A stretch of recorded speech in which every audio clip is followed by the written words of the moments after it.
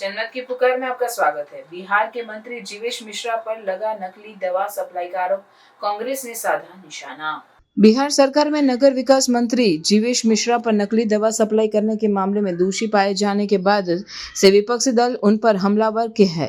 कांग्रेस प्रवक्ता सुप्रिया श्रीनेत ने इस मामले को लेकर बिहार की डबल इंजन सरकार पर नैतिकता और लोकलाज की धज्जियां उड़ाने का आरोप लगाया है। सुप्रिया श्रीनेत ने दावा किया कि जीवेश मिश्रा जिस pharmaceutical company Alto health care private limited के निदेशक थे, उसकी टैबलेट सिप्रोलिन 500 राजस्थान में ड्रग इंस्पेक्शन के दौरान नकली पाई गई और गुणवत्ता मानकों पर खरी नहीं उतरी।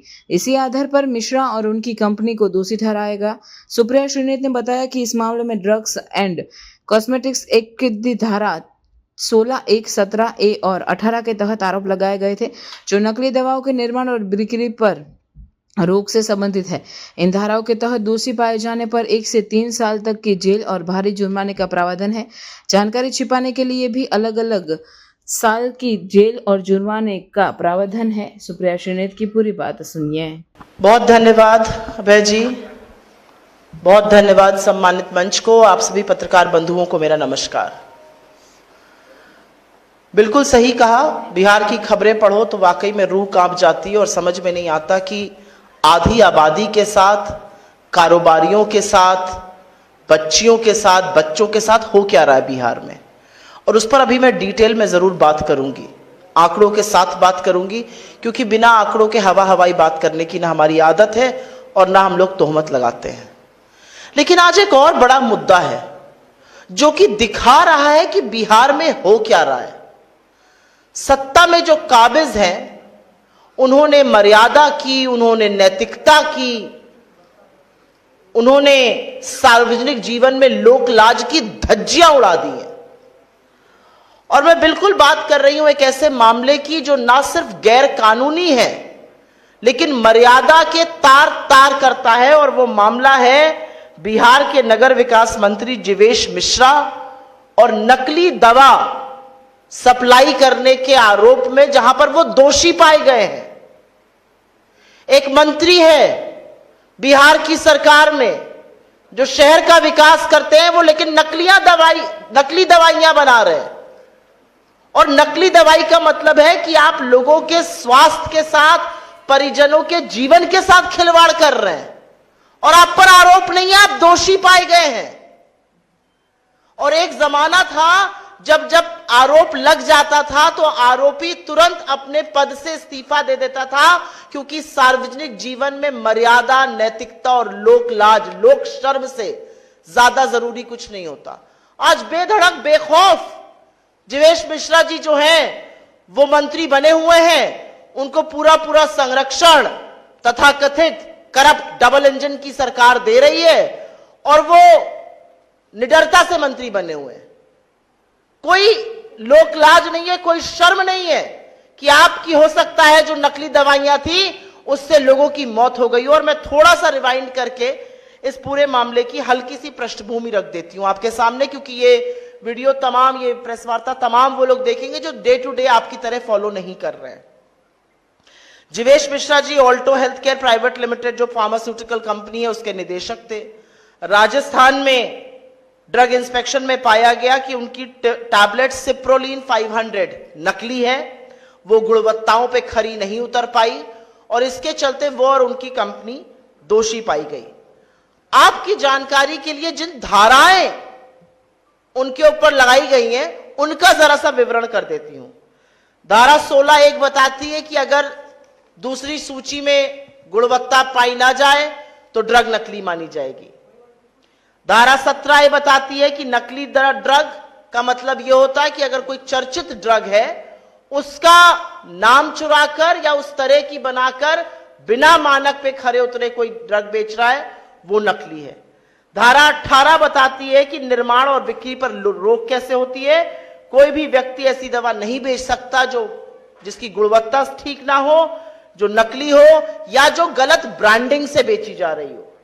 और इन सब पर वो दोषी पाए जा रहे हैं।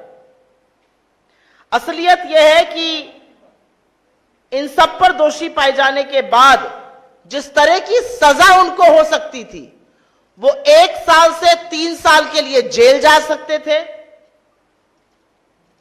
20,000 का उन पर जुर्माना लग सकता था। अन्य धाराओं में वो 3 महीने से 1 साल तक जेल जा सकते थे, वहां पर भी आर्थिक जुर्माना था। जानकारी नहीं देने पर अलग से सजा है। रिकॉर्ड ना देकर जानकारी छुपाने पर 1 साल की जेल या 1 लाख तक का जुर्माना है। लेकिन क्या हुआ? नीतीश बाबू के मंत्री, नरेंद्र मोदी जी के चहेते एक ऐसे व्यक्ति का क्या हुआ? क्या उनको सजा मिली? आपको सुनकर आश्चर्य होगा और यह अगला सवाल जरूर उठेगा कि अगर आपके किसी व्यक्ति से ऐसा हुआ होता तो वो क्या करते। राजस्थान की अदालत ने जीवेश मिश्रा सहित 9 लोगों को दोषी ठहराया और अदालत ने उन्हें जेल भेजने के बजाय प्रोबेशन ऑफ ऑफेंडर्स एक्ट 1958 के अंतर्गत एक प्रोबेशन ऑफिसर उनके ऊपर रख दिया। कोई निगरानी करेगा उनकी।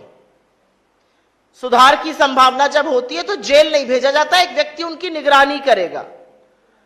जुर्माना लगा दिया गया 20-20 हजार रुपए का और उसके बाद एक ऑफिसर रख दिया गया कि यह निगरानी करेगा और इस अवधि में वो कोई अपराध नहीं कर सकेगा। यह समाज सेवी ऑफिसर कौन है? यह बहुत बड़ा सवाल अभी उठेगा और हम उठाएंगे। लेकिन इन सब में सवाल यह है कि इसका मानवीय पक्ष कहां है, इसका मर्यादा कहां है, इसकी नैतिकता कहां है।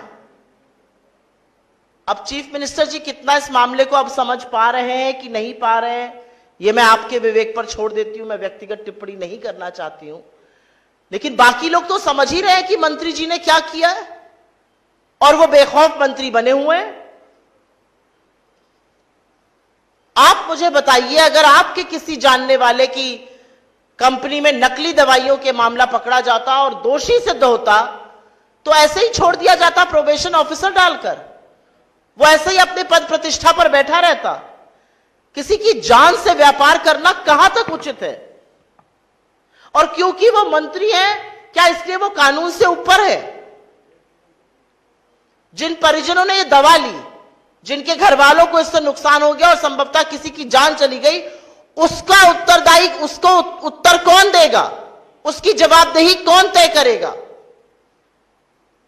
हमारी इस मंच से कुछ मांगे हैं और हमारी पहली मांग है कि सार्वजनिक जीवन में रहने वाले व्यक्ति की जवाबदेही ज्यादा तय होनी चाहिए और ऐसे व्यक्ति को मंत्री पद पर बने रहने का नैतिक अधिकार तो बिल्कुल नहीं है। अगर आप दोषी पा लिए गए, आप नैतिकता से उस पर नहीं रह सकते। असलियत यह थी कि अगर 1 से 3 साल में आपको 2 साल से ज्यादा की सजा होती तो आप सार्वजनिक जीवन से ही बाहर हो गए होते, लेकिन वो नहीं हुआ। आपको प्रोबेशन ऑफिसर दिया गया। स्वास्थ्य मंत्रालय और ड्रग कंट्रोल डिपार्टमेंट ये जरूर बताए कि ये जो अवैध ड्रग्स पाई गई, इसके बाद क्या कदम उठाए गए, कितनी कंपनी सील हुई, क्या हुआ फैक्ट्रीज का, कितनी दवाई जब्त की गई, कितनी और दवाइयों की जांच हुई, ये कहां तक फैला हुआ मायाजाल है। और जैसा कि मैं बार बार कह रही हूं, अगर ये किसी आम नागरिक ने किया होता तो क्या उसके साथ भी यही रुई के फाहे की तरह ट्रीटमेंट होता या उसको जेल में डालकर जवाबदेही तय होती कि तुम्हारी दवाई से लोग बीमार पड़े या लोगों की संभवतः मृत्यु हुई। एक नजीर बनानी जरूरी है, क्योंकि मिलावटी दवा का मामला बहुत संगीन है, बहुत गंभीर है, और खास तौर से तब जब वहां पर एक रसूख वाला, एक प्रभावशाली मंत्री इन्वॉल्व हो और दोषी हो। मेरा तो सवाल यह होता नीतीश जी से, अगर वो समझ के इसका जवाब दे पाते कि आपने कौन सा प्रोबेशन ऑफिसर लगाया है, वो क्या निगरानी कर रहा है, वो मंत्री जी के साथ रहता है, वो उनके कंडक्ट को देखता है, उनके बिजनेस को देखता है, वो क्या कर रहा है। बहुत सारे ऐसे सवाल हैं और बहुत सारे ऐसे सवाल बिहार के ही नहीं, बिहार के बाहर की भी उस जनता के मन में है जहां पर ये दवाइयां गई। लेकिन अब मैं उस मुद्दे पे बात करना चाहती हूं जिसकी बात करते करते कभी कभी रूह कांप जाती है, कभी कभी गला रूंध जाता है। लेकिन अखबार उठाओ और बिहार से रक्त रंजन की तस्वीर ना आए, यह हो नहीं सकता है। 2025 का यह वर्ष है, आजादी के 7 दशकों से ज्यादा बीत चुके हैं और आज भी दिन दहाड़े हत्याओं का सिलसिला बिहार में जारी है। असलियत यह है कि बिहार की हत्याओं से यह देश दहला हुआ है। और बिहार में ना सिर्फ कारोबारियों की, जिस पर अभी मैं विस्तृत चर्चा करूंगी, लेकिन जो महिलाओं के साथ हो रहा है। मैं बोल नहीं सकती हूं कि जब मैंने मुजफ्फरपुर की उस खबर का पढ़ा जहां पर 20 चाकू एक बेटी को मारे गए और वो 8 घंटे तक अस्पताल के बाहर पटना में इंतजार करती रही इलाज का और उसने दम तोड़ दिया, क्या बीती होगी इस देश की आधी आबादी पर। क्या यह देश महिलाओं का नहीं है? क्या यह देश आपकी बेटियों का, आपकी बहनों का, आपके घर की महिलाओं का नहीं है? क्या यह प्रदेश सिर्फ और सिर्फ गुंडा राज में आगे रहेगा? लेकिन मैं सिलसिलेवार तरीके से कुछ घटनाओं का जिक्र इसलिए करना चाहती हूं क्योंकि यह एक पिक्चर दिखा रहा है बिहार की। यह दिखा रहा है बिहार में दिन दहाड़े क्या हो रहा है। न बच्चे सुरक्षित है, न महिलाएं सुरक्षित है और न कारोबारी सुरक्षित है। हम इस मंच से कई बार बेरोजगारी पर, पलायन पर आवाज उठा चुके हैं। कौन करेगा आखिर निवेश? जो नौकरी बनाने वाले लोग हैं, जो धंधा पानी करने वाले लोग हैं, अगर उन कारोबारियों को चुन चुन के मारा जाएगा और सरकार हाथ पर हाथ धरे बैठी रहेगी और दिन दहाड़े बिहार में रक्त रंजन होगा, लहूलुहान होंगी यहां की सड़कें, तो कौन आकर करेगा निवेश बिहार में? कल की खबर, बालू के कारोबारी रमाकांत यादव जी, उनके घर पर उनकी गोली मारकर हत्या कर दी गई। इसके पहले उनकी भाई की हत्या कर दी गई थी। गोपाल खेमका जी, इस केस ने दुनिया भर में यह तस्वीर पहुंचाई है कि बिहार में कानून व्यवस्था पूरी तरह से दम तोड़ चुकी है। मगध अस्पताल के मालिक, जिस तरह से उनकी गोली मारकर हत्या हुई और उससे पहले उनके बेटे की हुई थी। अंजनी सिंह जी, पटना के जमीनी कारोबारी, उनकी जिस तरह से रात में बदमाशों ने गोली मार के हत्या कर दी और हाईटेक हथियार लेकर अपराधी चल रहे हैं। कोई चेक करने वाला नहीं है बिहार में। कहां से आ रहे हैं अपराध? कौन सप्लाई कर रहा है? बिहार के हर व्यक्ति को लाइन में लगा दिया है। अपना प्रमाण पत्र दिखाओ, अपनी पहचान दिखाओ, अपनी नागरिकता सिद्ध करो। लेकिन अपराधी बेधड़क है, अपराधी बेखौफ है। अपराधियों के पास हथियार कहां से आ रहे हैं यह पता ही नहीं है। रजी अहमद उर्फ नन्नू मियां, मालेगांव के रहने वाले जमीन कारोबारी, उनकी हत्या। विनय गुप्ता जी, किराना व्यवसायी, नवगछिया बाजार में उनकी गोली मारकर हत्या। रमेश चंद्रा जी, मार्च में मुजफ्फरपुर में मिट्टी के कारोबारी, उनकी गोली मारकर हत्या कर दी गई। संजय अग्रवाल जी, नामी ज्वेलर थे, उनकी दर्दनाक मौत हुई क्योंकि गोलियों से उनको भून दिया गया था। सुरभि, जो एशिया अस्पताल की संचालिका थी, उनके चेंबर में घुसकर उनको गोली मारी गई।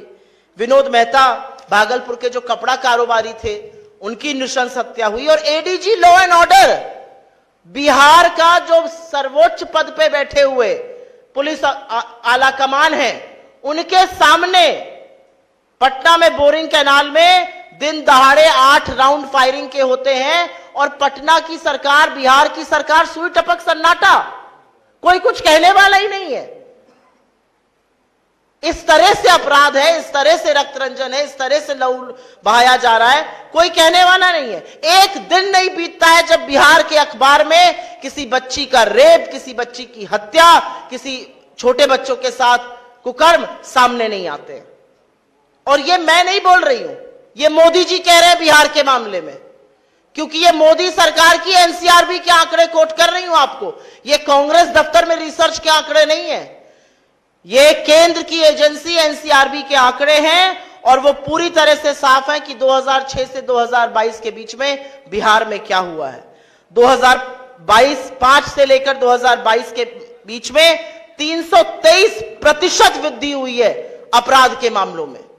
इसका संज्ञान कौन लेगा?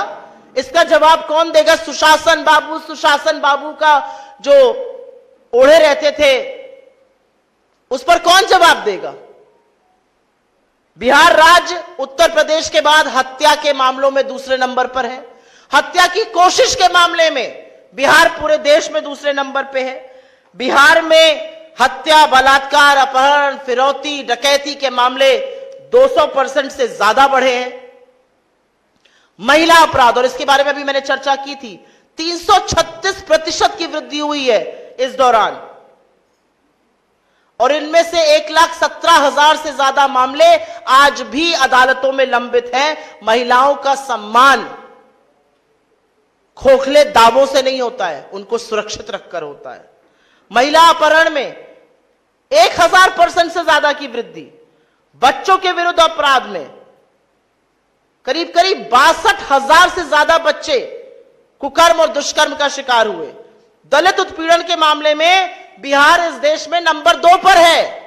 तो ना आप महिलाओं को सुरक्षित रख पा रहे हैं, ना बच्चों को रख पा रहे हैं, ना कारोबारियों को रख पा रहे हैं, ना दलित पिछड़े आदिवासियों को सुरक्षित रख पा रहे हैं। आप सुरक्षित किसको रख रहे हैं?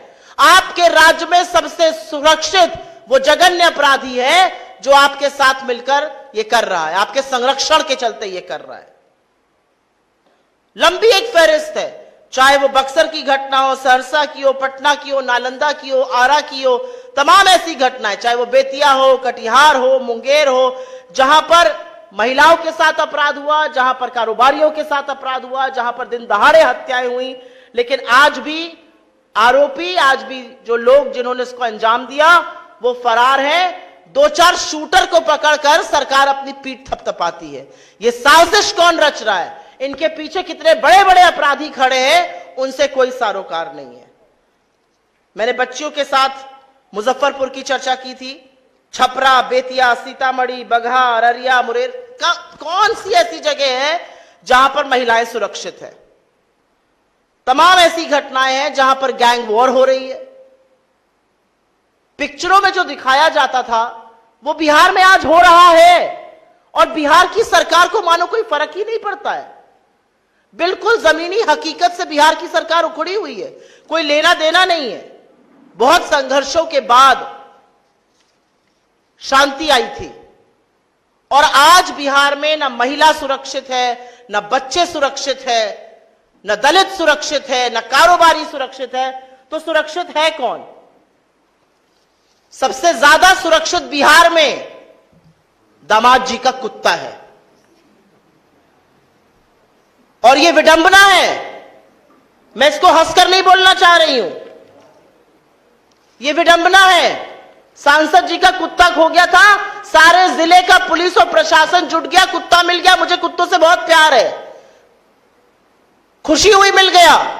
लेकिन इसी तल्लीनता से, इसी प्रतिबद्धता से काश आप बिहार के बच्चों को, बिहार की महिलाओं को, बिहार के युवाओं को, बिहार के कारोबारियों को बचा पाते। मुझे कोई आपत्ति नहीं है, कुत्ता मिल गया, अच्छी बात है। लेकिन सारा प्रशासन जुट गया तो कुत्ता मिल गया। क्या प्रशासन कारोबारियों के लिए नहीं है? क्या प्रशासन महिलाओं के लिए नहीं है? क्या प्रशासन बच्चों के लिए नहीं है? किसके लिए चल रही है यह सरकार? यह सरकार कुछ दामादों के लिए चल रही है जिनकी आयोगों में भर्ती है, जिनके कुत्ते खो जाते हैं। यह सरकार उनके लिए चल रही है जो कि लगातार अपराध कर रहे हैं, उनको संरक्षण मिल रहा है, वो दूसरा अपराध करते हैं, क्योंकि सरकार शूटर को पकड़कर अपनी पीठ थपथपाती है। अभी जब मैं बोल रही हूं तो मुझे यह संज्ञान में ला रहे हैं कि आज बीती हुई रात को पटना में किराना कारोबारी की गोली मारकर हत्या कर दी गई। पटना बिहार की राजधानी है, और पटना की सड़कों पर गोलियां ऐसे चल रही हैं जैसे बच्चे कॉल ऑफ ड्यूटी गेम खेल रहे हो वीडियो पे। ये कैसे स्वीकार्य है, और ये कैसे माना जा सकता है? और सुशासन की जो बात करते हैं वो बताएं कि बिहार जो है वो अपराध और रक्त रंजन से क्यों भर चुका है। सीधी बात यह है। आप लोगों के सवाल का इन 2 मुद्दों पर मैं स्वागत करती हूं।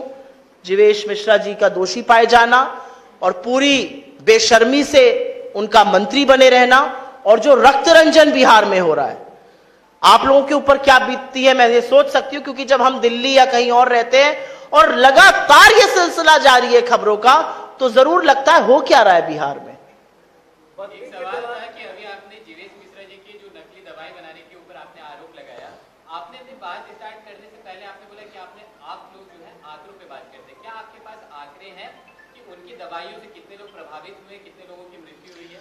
मेरे पास ये आंकड़ा नहीं कितने लोग प्रभावित हुए हैं, लेकिन अगर कोर्ट ने उनको दोषी पाया है, ये सवाल तो देखिए तभी उठ जाता जब वो आरोपी थे। अगर पहले की सरकारें होती और पहले की मर्यादा होती जो सार्वजनिक जीवन में 2014 से पहले होती थी, तो जरूर उनका इस्तीफा ले लिया गया होता आरोप लगने पर। अगर आप सार्वजनिक जीवन पर हैं तो आपके ऊपर अगर लांछन लगेगा तो आप अपने आप को उस पद से हटा लेते हैं, जिससे कि प्रक्रिया पूरी है। तो दोषी पाए गए 9 लोगों के साथ, कोर्ट ने दोषी पाया है, नकली दवाइयों का दोषी पाया है। नकली दवाई खाकर क्या होता है इसका सब आप लोग परिणाम जानते हैं। कोर्ट ने दोषी पाया है, कोर्ट ने प्रोबेशन ऑफिसर उनको दे दिया है। बंदी के दौरान जो महिलाओं के साथ राजद कार्यकर्ताओं के द्वारा एम्बुलेंस के साथ 1990 के दशक की याद दिलवाया गया, या स्कूटी पर जा रहे महिलाओं के साथ हाजीपुर में उनके साथ हुड़दंग किया गया, हुर्रे हुर्रे की आवाज आई, तो ये महागठबंधन की सरकार 2025 की बात होगी, इस चुनाव की बात होगी, बिहार में जो बेटियों के साथ हो रहा है उसकी बात होगी। और इसलिए होगी क्योंकि बिहार में आंकड़े चीख चीख कर एक तस्वीर बता रहे हैं। बिहार में महिला अपराध के जो आंकड़े हैं उसमें कुल 2,21,729 महिलाएं जघन्य अपराध की भेंट चढ़ी हैं। अदालत में जो मामले लंबित हैं वो 98% है।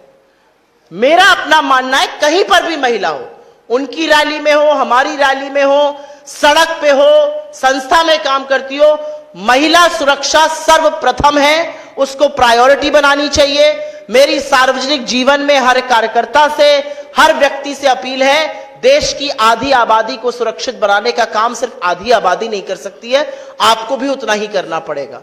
अगर कोई ऐसी घटनाएं हुई हैं तो बिल्कुल गलत है, नहीं होनी चाहिए। लेकिन आंकड़े जो बिहार की तस्वीर बता रहे हैं, और सवाल सत्ता से पूछना हम कब शुरू करेंगे?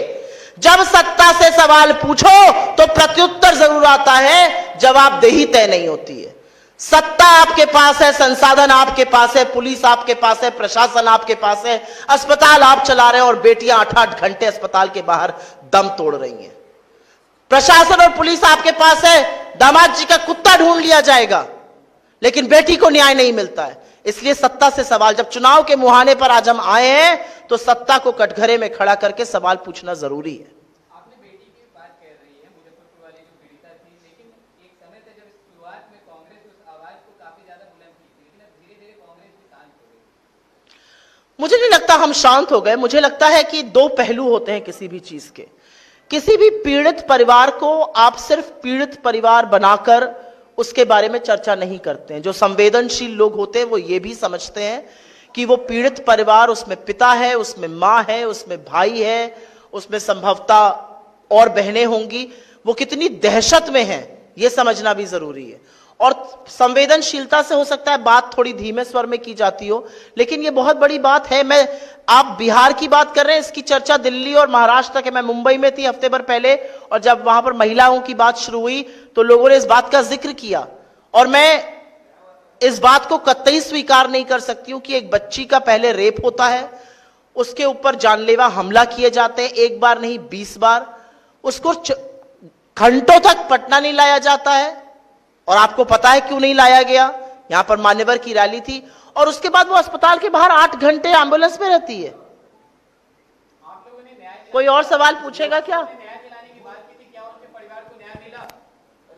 राजद के कार्यकर्ताओं के द्वारा कहा जा रहा है कि पूरा बांध साफ करो, ये वो माननीय विधायक जी से आप मुझे ऐसा लगता है किसी ने अगर ऐसा कुछ कहा होगा, ये सब बेकार की बातें हैं। 2025 में चुनाव के मुद्दे पूरी तरह से तय हैं, और चुनाव का मुद्दा है बिहार की जो बदहाली हुई है, चुनाव का मुद्दा है बिहार में रक्त रंजन, चुनाव का मुद्दा है बिहार में जिस तरह का भ्रष्टाचार बढ़ा है, और चुनाव का एक बहुत बड़ा मुद्दा यह भी है कि क्या यहाँ के मुख्यमंत्री जी उसका संज्ञान लेने की अवस्था में हैं, उस पर कुछ करने की अवस्था में हैं या नहीं। धन्यवाद।